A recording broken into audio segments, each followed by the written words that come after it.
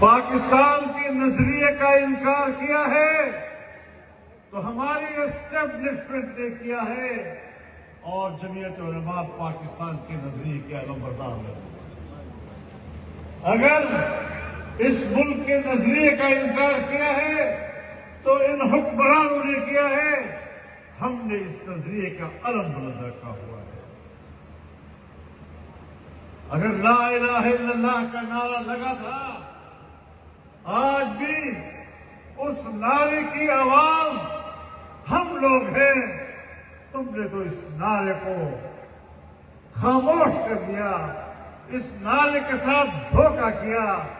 لا الہ الا اللہ کے ساتھ جو غداری تم نے کی ہے، جو بغاوت تم نے کی ہے، تم اس کی سزا کاٹو گے تو سزا پاکستان کو ملے گی۔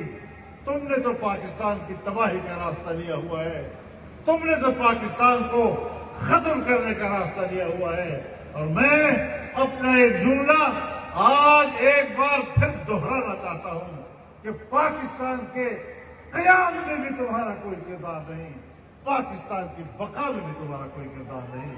ملک ٹوٹا ہے تو تمہاری وجہ سے ٹوٹا ہے۔